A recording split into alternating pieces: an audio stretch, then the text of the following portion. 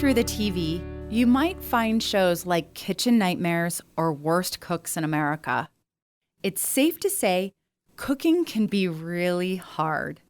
When you add the pressure of hosting your entire family for the holidays, now you really might be playing with fire. In this episode, we are going to help you absolutely nail your next holiday meal. Our special guest, Chef Joe Goetz of Founding Farmers, walks us through some simple ways to create memorable, winning meals. With your food under control, you could preserve your sanity for when Aunt Liz brings up politics at the table. Later in the show, we'll check in to see how Yes Community's team members are giving back to our residents this holiday season.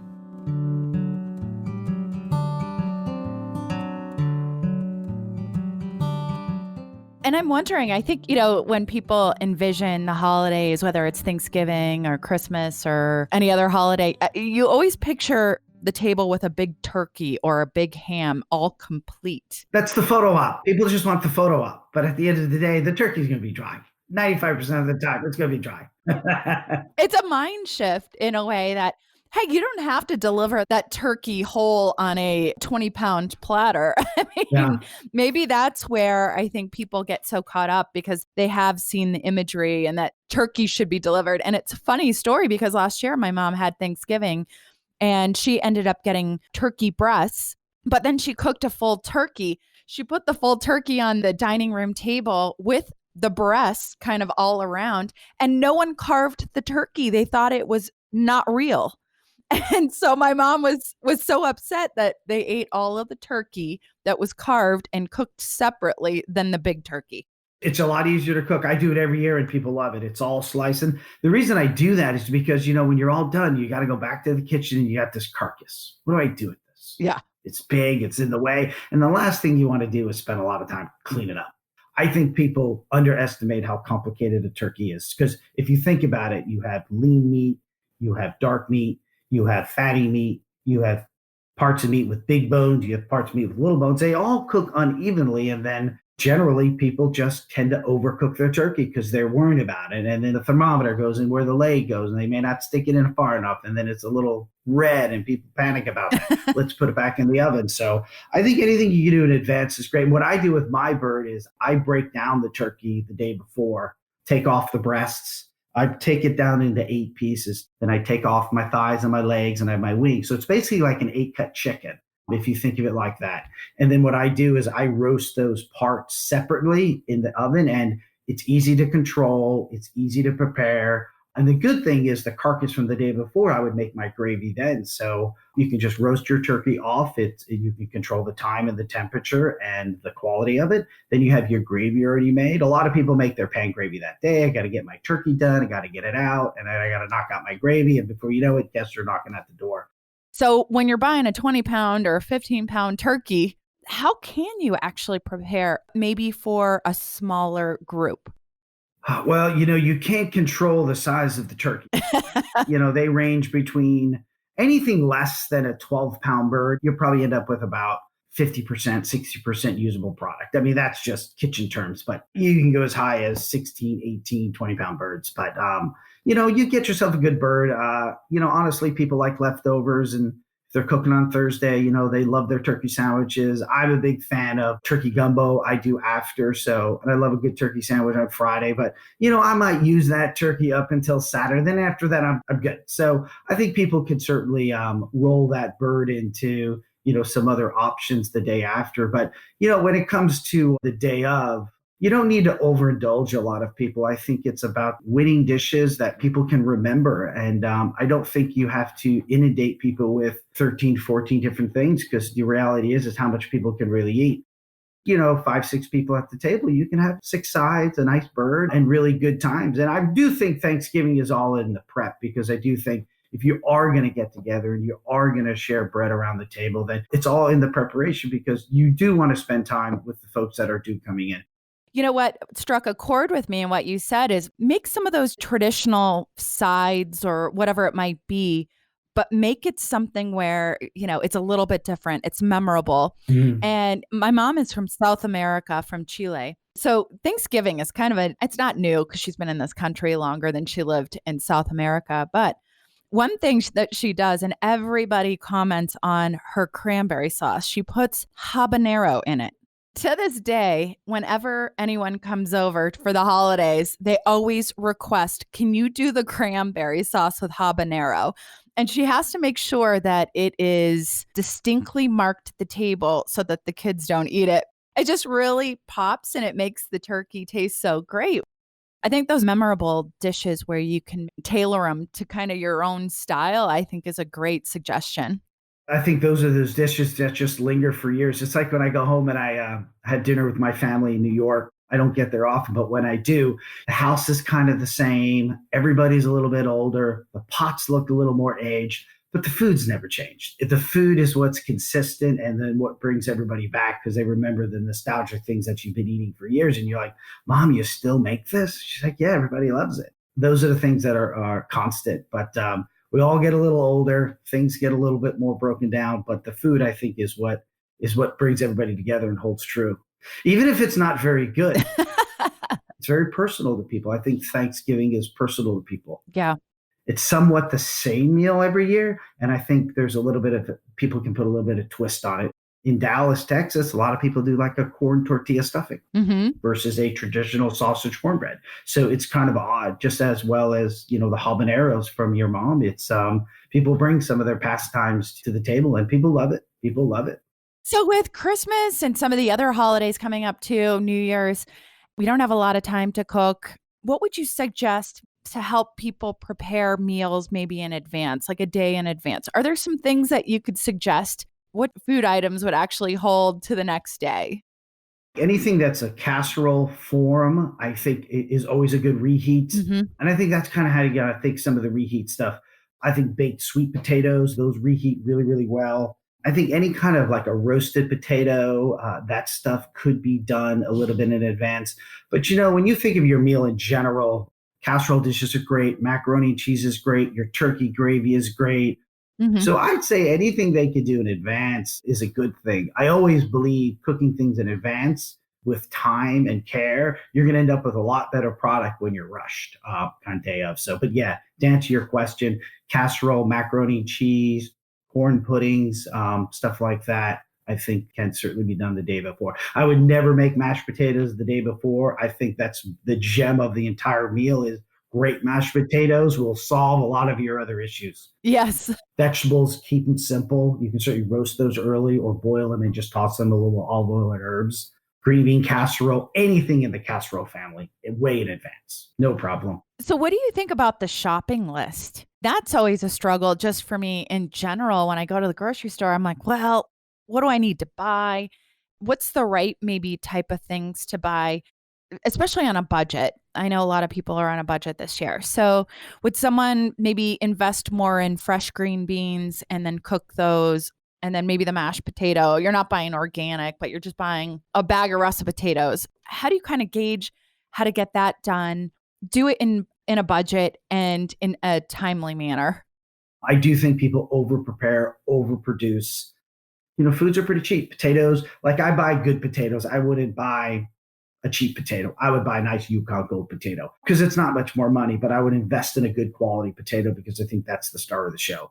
Brussels sprouts, green beans, cornbread stuffing. You can make your own cornbread, use some leftover ripe bread that you might have had from a few days ago and go that direction. But in general, a really good list, going in with your list. And really what it is people walk through the aisles like, oh, maybe I need this, maybe I need this. And that's when that basket becomes a lot of big. Yeah. A lot of times I go in the store with a couple of things. That's what I need. But then I go, well, yeah, I think I'll get this. I think I'll get this. Or Aunt Susie might like this. Or, I don't know if I want to be fully committed to like rutabagas or turnips. I really want to make those.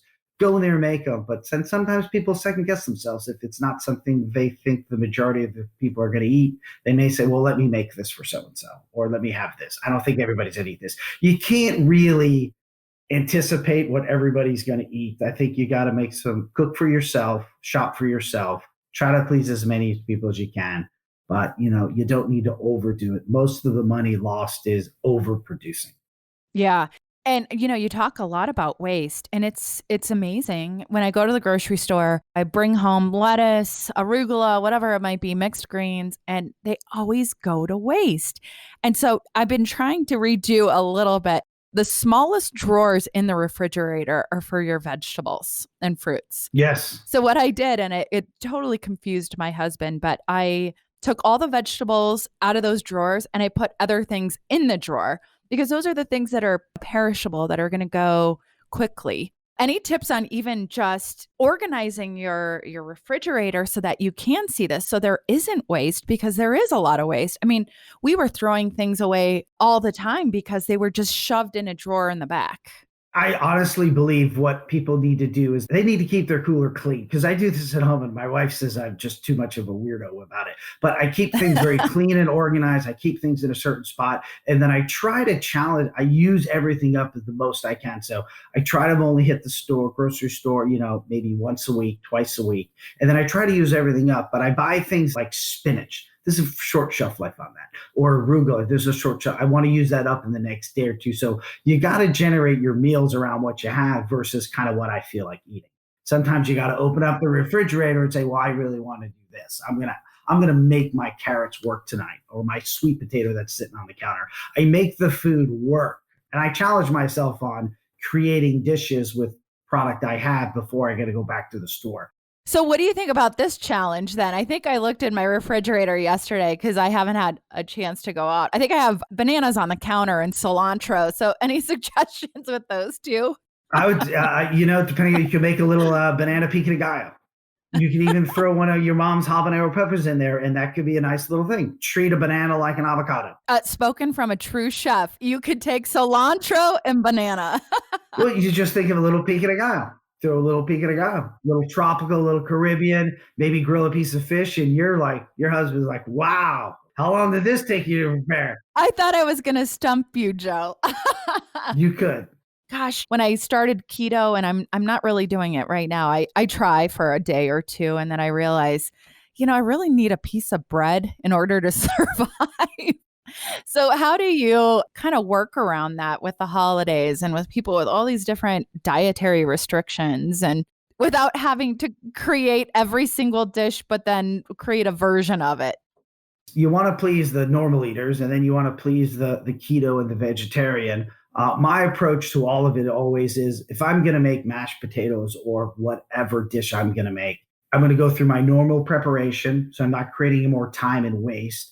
I will get at some point in that dish where I will separate the items. So I'll go keto friendly or vegetarian friendly. I don't think I'll go both because I think it's just too much work. Yeah. But I would certainly do what the normal group wants, and then I would separate that dish at that point in the recipe to go keto friendly. So a lot of times people may not know what keto is or what vegetarian is. So just Google it. Google keto sweet potatoes. Mm-hmm. I love to do my sweet potatoes with a fig pecan butter on top. That would be great for the normal folks. For keto, maybe I'll just leave it as a sweet potato. I won't top that, and then I'll leave them separate for them. So the path of least resistance is prepare the food you want to prepare, learn about that main ingredient, how to make it keto friendly. Yeah. Macaroni and cheese, cauliflower mac and cheese. I'd probably just leave the pasta out, and I think everybody would love that. I really do. So I think there's some items that everybody could love. It's hard to find an awesome keto recipe that everybody really loves.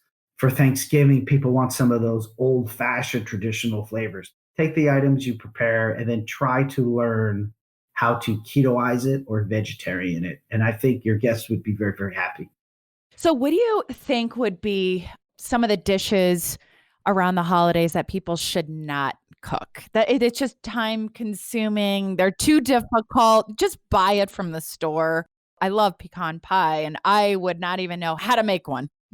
Pecan pie is one of the easiest things to make. Yeah, it's a pretty easy one.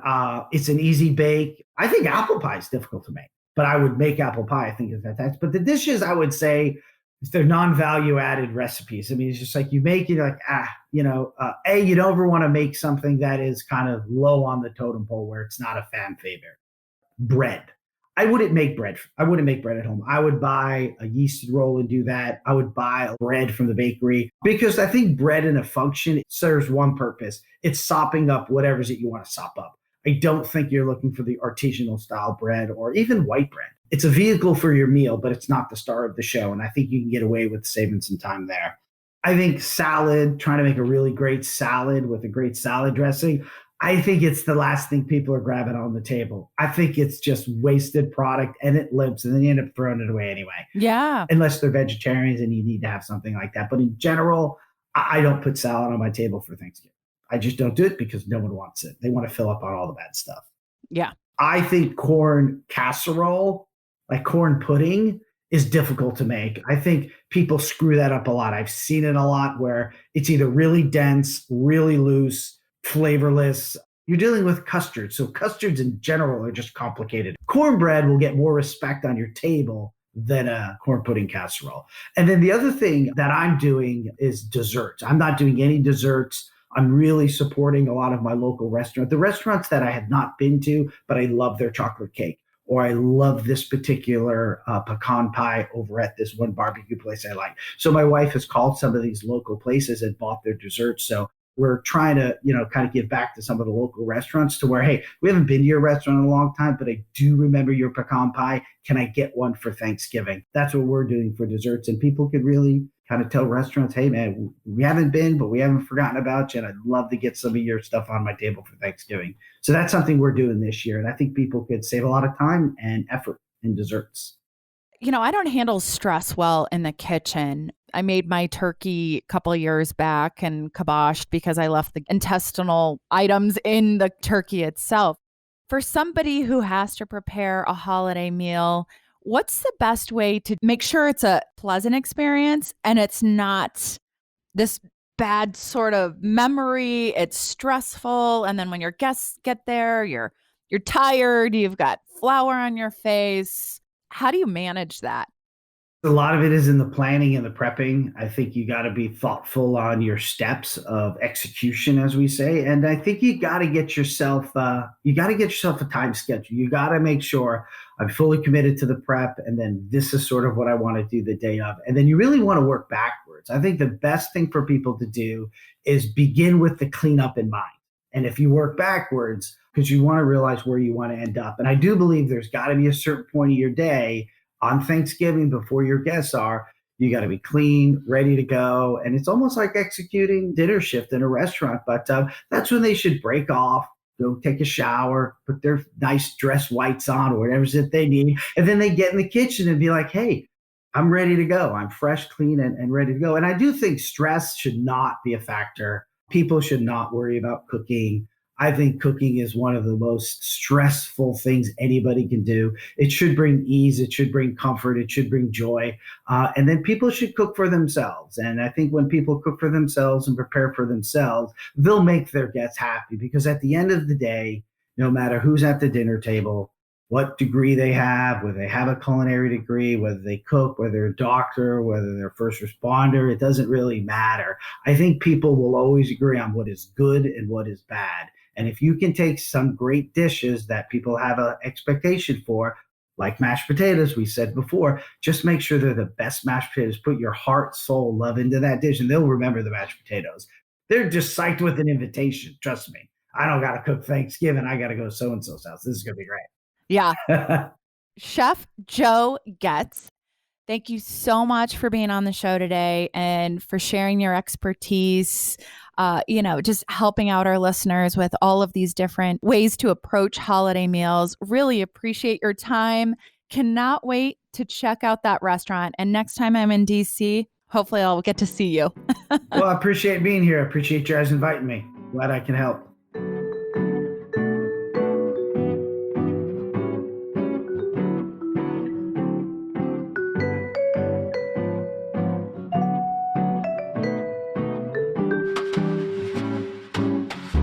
Here at Yes, fostering community with our residents is part of our mission. I checked in with Regional Manager Melinda Graulow and Field Manager Tara Blakita to hear how they're getting into the giving spirit and celebrating the holidays with our residents. What types of events are you guys planning with Yes Communities for your residents this holiday season? I have a brand new manager at Norton Shores who decided that she wanted to do a Thanksgiving dinner giveaway. We're doing the drawing, we're taking the entries, and then on Friday the 18th, we're going to do the drawing and, award 5 residents at Norton Shores Thanksgiving dinner. Wow. How about you, Tara? One of them in particular, which I think is a really cool idea, they're doing a full Thanksgiving dinner giveaway, just like Norton Shores. And how they're doing that is you have to submit a recipe for a recipe book. And then they go into a drawing, and then they can put this recipe book together and they can send it out to the residents. Wow, I love that. That's so creative. And everybody that submits a recipe gets put in the drawing, and then they're giving away those Thanksgiving dinners. Is there one specific story or something that you recall that made a resident's holiday? One community manager was talking about how, they adopt families during the holiday season, suffer job loss or loss of a loved one. I actually had an experience when I was still at Westbridge that I think it was around December 8th, the home caught on fire. And they had just brought home a new baby. They had just been Christmas shopping.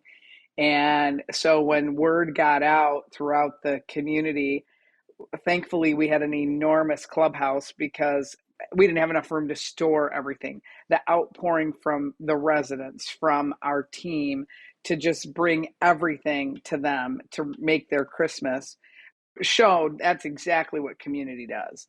And it was just a great experience. Warmed my heart. Talk to those residents, practically daily, help them get into a new home, so that they could get everything set up just in time and for Christmas. But yeah, it's how the community all came together was just, it was overwhelming. So actually, it just happened at one of our communities. So one of our employees, he unfortunately had to make the decision to stop treatment for his mom in the hospital. His mom wanted to be buried and wanted a funeral, and he was like, holidays are coming up. I'm not going to be able to afford to do this funeral and to get gifts for my family. And he's like, I'm not going to have any savings left. And the manager reached out to the Helping Hands program. And Yes Communities gave him $1,000 for the funeral, which is just amazing that we work for a company that can do that for people, and that are willing to help. And he got some donated PTO for when his mom was in the hospital, so he didn't have to not get paid for the days he was off. That was amazing to me. Tell me what you guys think about how Yes Communities creates that family sort of atmosphere. I think even just giving each community a resident relations budget every single month, I think that makes a huge difference. There's so many companies, property management companies that people have come from, managers in our region that have come from, and they're like, you guys are allowed to do stuff for your residents every month.